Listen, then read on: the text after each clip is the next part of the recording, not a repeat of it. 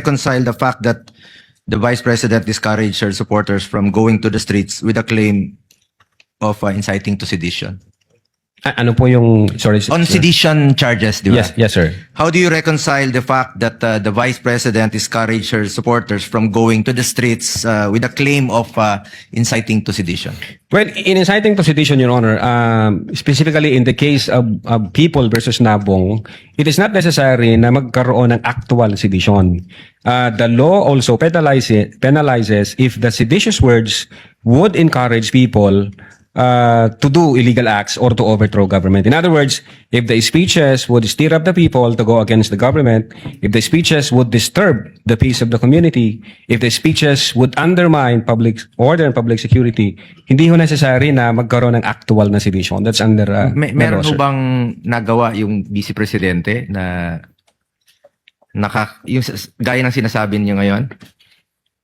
Nagawa pong inciting to sedition, sir? Based sa findings namin, sir, yes. Based po sa findings namin. Ganito po ang nangyari.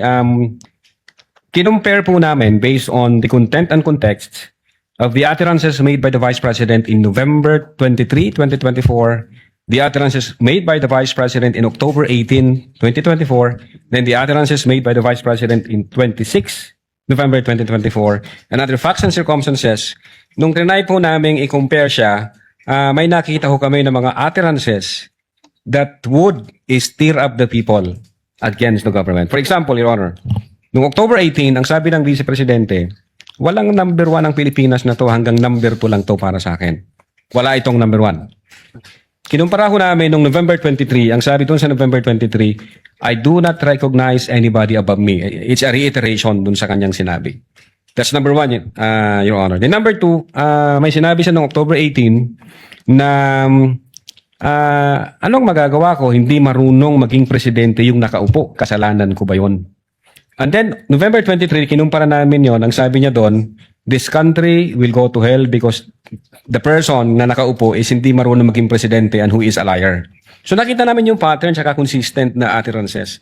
Then tinira namin yung pangatlong line, ang sabi niya doon, alam ko si BBM may 5 impeachable offense, pero papasa ba dyan sa House? Siyempre hindi.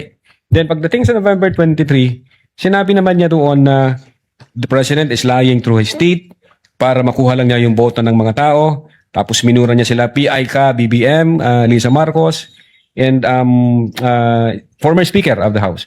So, tinignan namin, sino ba yung nagsasalita? Kung ang nagsasalita, Your Honor, is yung ikalawa sa pinakamataas na posisyon in public at yun yung kanyang utterances, definitely, Your Honor, there is a tendency to stir up the people against lawful government. Kindly wind up, Against the Senator government. Go. No more question, Mr. Presiding Officer. Thank you, Salamat Senator po. Judge Salamat. Go.